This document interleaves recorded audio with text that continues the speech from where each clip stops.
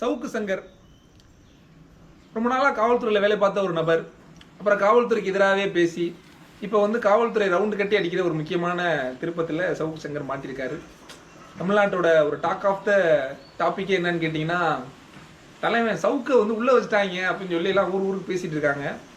அப்போ சவுக்கை பற்றி பேசக்கூடிய தொலைக்காட்சிகள் எல்லாருமே வந்து சவுக்கு வந்து இன்னைக்கு மதுரை நீதிமன்றத்தில் ஆஜர், கோயம்புத்தூரில் ஆஜர், திருச்சியில் ஆஜர், இன்னைக்கு வந்து சென்னையில் ஆஜர், எக்மோர் கோர்ட்டில் ஆஜர்னு சொல்லி தமிழ்நாடு முழுக்க அவர் எல்லா இடத்துலையும் கொண்டு போய் ஒவ்வொரு கோர்ட்லேயும் ஆஜர் பண்ணுறாங்க. நியூஸ் போடுறவங்களுக்கே தலைவா இன்னைக்கு வந்து எந்த கோர்ட்டில் எதுக்கு தலைவா எந்த கேஸில் ஆஜர் ஆகிருக்கான்ற லெவலுக்கு கன்ஃபியூஸ் ஆகுறாங்க.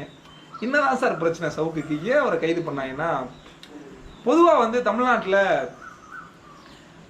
ஒரு ஆளுகிற அரசாங்கத்திற்கு எதிராக ஒரு பத்திரிகையாளங்கிறவன் நிரந்தர எதிர்கட்சியாக இருக்கணும் அப்படின்னு நம்ம எதிர்பார்ப்போம் இல்லையா? அப்போ அரசாங்கத்தினுடைய குறைகளை சுட்டி காட்டக்கூடிய எதிர்த்து பேசக்கூடிய மனிதர்கள் யாராவது இருக்காங்க அப்படின்னா அவங்கள வந்து அரசாங்கம் அவங்களுக்கு எதிராக பார்ப்பாங்க.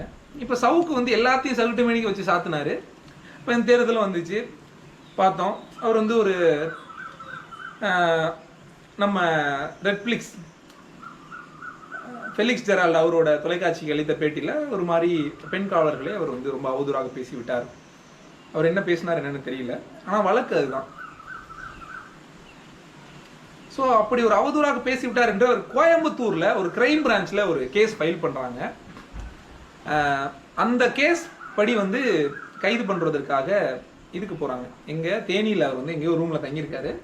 அந்த தேனியில் தங்கியிருக்க ரூமுக்கு சவுக்கு சங்கர் பெண்களுக்கு எதிராக, பெண் காவலர்களுக்கு எதிராக அவர் ஒரு தவறான கருத்தை சொல்லிவிட்டார், அதனால் அவரை கைது செய்கிறோம்னு சொல்லி போகிற இடத்துல அங்கே என்ன ஆகுதுன்னா, கோயம்புத்தூர் கிரைம் பிரான்ச் போலீஸில் பதிவு செய்யப்பட்ட வழக்காக போன இடத்தில் அவர் வந்து கைது செய்யறதுக்கு தேனியோட பிசிப்பட்டி அந்த போலீஸ் அவங்கெல்லாம் போகிறாங்க. அங்கே பெண் எஸ்ஐ சுற்றி இருக்கக்கூடிய அவங்களையெல்லாம் வந்து இவர் வந்து அவருடைய பணியை செய்ய விடாமல் தடுத்தார்.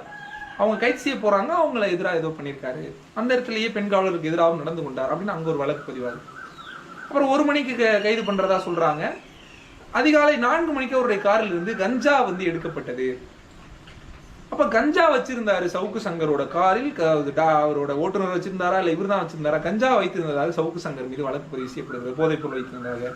அந்த வழக்கு எங்கே பதிவு செய்யப்படுதுன்னா, மதுரை குற்றவியல் நீதிமன்றத்தில், சிறப்பு போதைப்பொருள் தடுப்பு நீதிமன்றத்தில் பதிவு செய்யப்படுது. இதன் பிறகு அவர் வந்து கோவை நீதிமன்றத்துக்கு மாற்றப்படுகிறார். இப்போ தேனியில் மாட்டினவன் மதுரை சிறையில் வந்து மதுரை கோர்ட்டில் ஃபைல் பண்ணி கோவை சிறையில் கொண்டு போய் வச்சு அதுக்கு பிறகு விசாரணைக்காக அவர் வந்து இங்கே கொண்டு வராரு. ஒரு சில நாட்கள் அவர் தங்கியிருக்கணும்னு சொல்கிறாங்க. இதுக்கு இடையில ஒரு நாள் திடீர்னு பார்த்தா, நேற்று வரைக்கும் அதிமுக வழக்கறிஞராக இருந்த ஒரு வழக்கறிஞர் அவர் வந்து கோபாலகிருஷ்ணன் திடீர்னு சவுக்கு சங்கருக்கு ஆதரவாக சவுக்கு சங்கர் வழக்கறிஞர்ன்ற பேரில் அவர் பேசுகிறார். சில நெட்டிசன்கள்லாம் நம்ம ஆளுக போட்டு அடித்தாங்க, என்னப்பா நேற்று வரைக்கும் நீ அதிமுக வழக்கறிஞர், இன்று முதல் நீ வந்து சவுக்கு சங்கர் வழக்கறிஞரான். இப்போ காசு கொடுத்தா யார் வேணாலும் யாருக்கு வழக்கறிஞராக இருக்கான், இதில் என்ன அதிமுக வழக்கறிஞர் சவுக்கு வழக்கறிஞர்? அது வந்து கோபாலகிருஷ்ணனோட பாடு. ஆனால் கோபாலகிருஷ்ணன் ஒரு விஷயத்த சொன்னார், என்னன்னா சவுக்கு சங்கர் சிறையிலேயே கொல்லப்பட வாய்ப்பு இருக்கிறது, அவர் வந்து இவ்வளவு தாக்குதலுக்கு உள்ளாக்குறாங்க. ஏற்கனவே அவர் வந்து கடலூர் சிறையில் இருந்தப்ப அந்த கடலூருடைய சிறைத்துறை காவல் கண்காணிப்பாளராக இருந்த செந்தில் குமார், அப்படிதான் அவர் தான் வந்து இப்போ கோயம்புத்தூரோட சிறைத்துறை காவல் எஸ்பியாகவும் இருக்காரு. ஸோ ஜெயிலராக இருக்கார், ஜெயில் சூப்பரண்டாக இருக்காரு.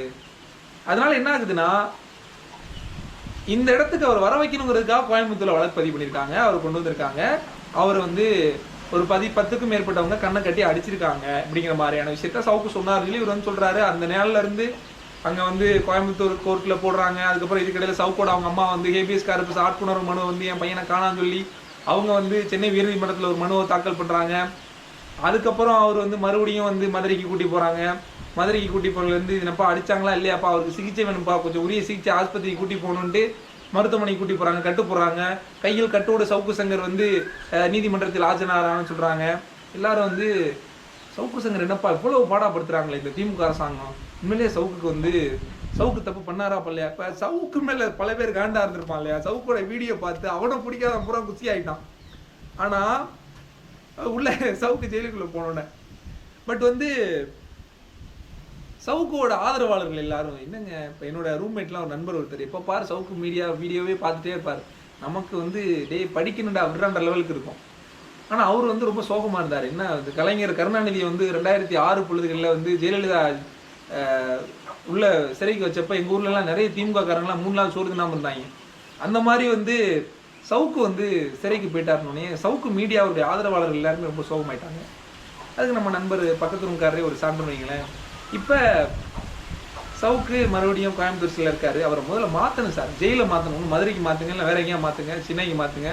அப்புறம் சென்னையில் ஒரு கேஸ் இதுக்கடையில் போட்டாங்க, அது என்ன கேஸ்ன்னு தெரியல. அது ஏதோ கோயம்பேடில் வந்து சாரி இந்த கிளாம்பாக்கத்தில் டெண்டர் விட்ட கேஸில் 4 கோடியாக வாங்கி 300 கோடி ரூபா லாபம் தரக்கூடிய விஷயத்துக்கு 4 கோடியை மட்டும் வாங்கிட்டு ஏதோ பண்ணிட்டாங்கன்னு ஒருத்தர் சொன்ன புகாரை டிவியில் அவர் பேசிட்டாருன்னு சொல்லி அவருக்கு அவதூறு வழக்கு போட்டு அது ஒன்று. இதுக்கடையில் அவர் மேலே குண்டாஸ் போட்டாங்க. குண்டாஸ் வழக்கு அது வந்து ரொம்ப அரிதினும் அரிதான வழக்குகளில் தான் குண்டாஸ் வந்து சில நபர்கள் மீது பாயும். அது சவுக்கு சங்கர் மேலே போட்டாங்க. இதுக்கு எல்லாவற்றுக்கும் முகாந்திரம் இருக்கிறதா இல்லையாங்கிறத காவல்துறை நீதிமன்றமும் பேசி முடிவு செய்வாங்கன்னாலும் இப்போ இந்த கோபாலகிருஷ்ணன் சவுக்கு சங்கரோட வழக்கறிஞர் தொடர்ச்சியாக பேசுகிறப்ப ஒரு விஷயத்த சொன்னார்.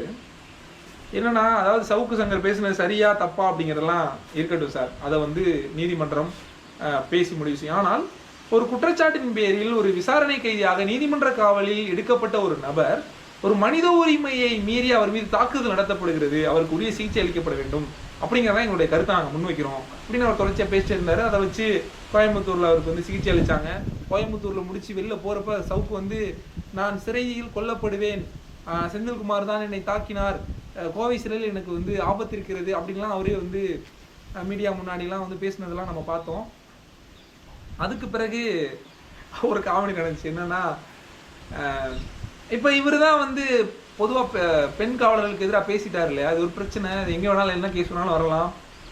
முசிறியில் ஒரு காவல் இன்ஸ்பெக்டர் வந்து அவங்க வந்து அவர் மேலே ஒரு வழக்கு தொடுக்குறாங்க. அதனால திருச்சி சிறையில் திருச்சி கோர்ட்டில் அவர் மேலே ஒரு விசாரணை நடக்குது. வர்றாரு, 2 நாள் காவல் எடுத்து விசாரிக்கணுன்றாங்க. சரி, 1 நாள் எடுத்து விசாரிங்கன்றாங்க. லால்குடி சிறையில் வச்சுருக்காங்க.